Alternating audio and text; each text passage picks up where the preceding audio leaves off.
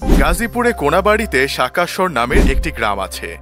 এটি প্রায় ২৫০০ বছর আগে সম্রাট অশোকের রাজত্বকালের সাক্ষ্য দেয়। ভারতের বিভিন্ন অঞ্চলে প্রায় ৮৪,০০০ স্তম্ভ স্থাপন করেছিলেন অশোক। কালো রঙের প্রায় ৪ ফুট উচ্চতার স্তম্ভগুলোর একটি রয়ে গেছে এই গ্রামে, নাম শাকাশ্বর স্তম্ভ। আজ ঢাকা বিভাগের একটি জেলা গাজীপুর, কিন্তু ঢাকা যখন ছিল জলাভূমি, যখন এখানে লোকালয় সেভাবে গড়ে ওঠেনি, সেই সময়ও গাজীপুরে ছিল নগর সভ্যতা। বৌদ্ধ আমলের ভবাক ও ভাকুরাই নামে জনপদীয় শাসন, মৌর্য আমলের দরদরিয়া দুর্গ, ঢোল সমুদ্রের বৌদ্ধ বিহার প্রায় ২৫০০ বছরের ইতিহাস স্মরণ করিয়ে দেয়। মধ্যযুগেও চৌড়া, ধীরাশ্রম, কাপাসিয়া, কালীগঞ্জ, জয়দেবপুর, কাশিমপুর, টঙ্গীতে ছিল নগর কেন্দ্রিক সভ্যতা। প্রাকৃতিক ও রাজনৈতিক পট পরিবর্তনে একসময় সেসব লুপ্ত হয় পলিমাটির তলায়। প্রাচীন যুগ থেকে এই অঞ্চল নানা সময় পাল, দাস, চেদি ও চণ্ডালদের দ্বারা শাসিত হয়। মুসলিম শাসনামলে এই জনপদগুলো ভাওয়াল নামে পরগনায় পরিণত হয়। কাপাসিয়া তিতবাটি গ্রামে তৈরি হতো বাংলার সেরা মসলিন। নবম শতকে ভাওয়ালের বিভিন্ন স্থানে রাজা যশোপাল, শিশুপাল প্রতাপ ও মহেন্দ্র ক্ষুদ্র ক্ষুদ্র সামন্ত রাজ স্থাপন করেন। কিংবদন্তি বলে এই ক্ষুদ্র সামন্ত রাজ্যগুলো চেদি রাজ্য নামে পরিচিত ছিল। আজকের গাজীপুর ছাড়াও ময়মনসিংহ, ঢাকা ও নারায়ণগঞ্জের একাংশে ছিল এই রাজ্য। ভাওয়াল নামটি কিভাবে এলো তা নিয়ে আছে মতভেদ। কেউ বলেন ভদ্রপাল বা ভবপাল নাম থেকে ভাওয়ালের নামকরণ। মহাভারতের কুরুক্ষেত্র যুদ্ধের সময় ভবপাল নামে রাজ্যের কথা লেখা আছে। আবার কেউ বলেন ভগালয় থেকে ভাওয়াল নামের উৎপত্তি। মহাভারতে ভগালয় নামের কথাও লেখা আছে। চণ্ডাল রাজাদের পতনের পর গাজীদের অধিকারে আসে অঞ্চলটি। মুঘল সম্রাট আকবরের আমলে লেখা আইনি আকবরী বইয়ে এই অঞ্চলের নাম ভাওয়ালি লেখা। ইতিহাসবিদদের ধারণা, দ্বাদশ শতকে মুসলমান শাসকরা বাংলা জয় করলে এখানেও মুসলিম শক্তির উত্থান ঘটে।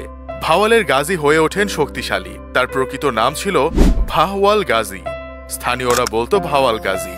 নবাবী আমলে ভাওয়াল পরগনার রাজস্ব আদায়ে হয় ধীরাশ্বর নামে থানা। একে ঘিরে গড়ে ওঠে জনপদ, এখনও আছে তার নিদর্শন। পাকিস্তান আমলে ভাওয়ালগড় জেলা নামে রাজনৈতিক ও প্রশাসনিক বিন্যাসের একটি রূপরেখা তৈরি করেন জাতীয় নেতা তাজউদ্দিন আহমেদ। সে সময় ঢাকা সদর উত্তর মহকুমার নাম ভাওয়ালগড় করা এবং তা জয়দেবপুরে স্থানান্তরের উদ্যোগ নেওয়া হয়। তখন থেকেই এলাকাটি ভাওয়ালগড় নামে পরিচিত হয়। স্বাধীনতার পর এই নামে জেলা করার দাবি ওঠে। ১৯৭৮ সালে বর্তমান মুক্তিযুদ্ধ বিষয়ক মন্ত্রী আ.ক.ম মোজাম্মেল হককে আহ্বায়ক করে ঢাকা উত্তর সদর মহকুমাকে জয়দেবপুরে স্থানান্তরের প্রক্রিয়া শুরু হয়। সেই কমিটি ভাওয়াল, ভাওয়ালগড় ও গাজীপুর এই তিনটি নাম প্রস্তাব করে সরকারকে পাঠায়। সরকার বেছে নেয় গাজীপুর। ১৯৮২ সালে সরকার দেশের মহকুমাগুলোকে জেলা করার সিদ্ধান্ত নেয়, কিন্তু বাদ পড়ে যায় গাজীপুর। দাবি আদায়ে গঠন হয় জেলা বাস্তবায়ন কমিটি। দাবি মানে সরকার। ১৯৮৪ সালের ১ মার্চ জেলা হয় গাজীপুর। ১৭৭০ বর্গ কিলোমিটার জুড়ে বিস্তৃত জেলায় জনসংখ্যা ৪৫ লাখেরও বেশি। উপজেলার সংখ্যা ৫টি, ৩টি পৌরসভা ছাড়াও একটি সিটি কর্পোরেশন। মুঘল, ব্রিটিশ ও পাকিস্তান আমলে বিদ্রোহ ও আন্দোলন সংগ্রামে গাজীপুরের রয়েছে বীরত্বপূর্ণ ভূমিকা।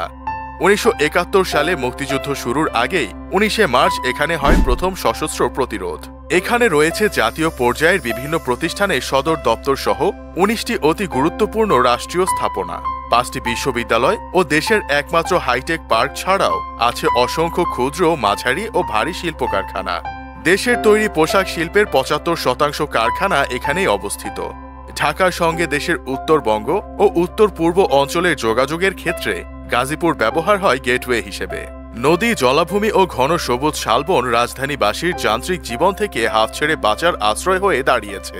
গাজীপুরে বিভিন্ন এলাকায় গড়ে উঠেছে অসংখ্য রিসোর্ট ও পিকনিক স্পট। বাংলা গদ্যেরও সূতিকাগার এই গাজীপুর জেলা। বাংলা সাহিত্য ও ভাষায় প্রথম গদ্য মুদ্রিত বই ব্রাহ্মণ, রোমান ক্যাথলিক সংবাদ রচনা হয় এই জেলাতেই। ঐতিহাসিক এ অঞ্চলে জন্ম নিয়েছেন জ্ঞান বিজ্ঞানে, শিল্প সাহিত্যে, সামাজিক রাজনৈতিক আন্দোলনের নেতৃত্ব প্রদানকারী অনেক ব্যক্তিবর্গ। স্বাধীন বাংলাদেশ প্রতিষ্ঠার অনন্য সেনা বঙ্গতাজ তাজউদ্দিন আহমেদ এই মাটিরই সন্তান। মুক্তিযুদ্ধের সংগঠক শামসুল হক, আহসানুল্লাহ মাস্টার, বিএনপির প্রয়াত নেতা আসম হান্নান শাহের জন্ম এখানে। পদার্থ ও মহাকাশ বিজ্ঞানের বিস্ময়কর প্রতিভা বিজ্ঞানী মেঘনাথ সাহা, ঢাকার বলধা গার্ডেনের নির্মাতা নরেন্দ্র নারায়ণ রায় চৌধুরী, কবি গোবিন্দ চন্দ্র দাস, সাহিত্যিক আবু জাফর শামসুদ্দিন, পল্লীগীতির গায়িকা মিনা বড়ুয়াও এ জেলারই সন্তান।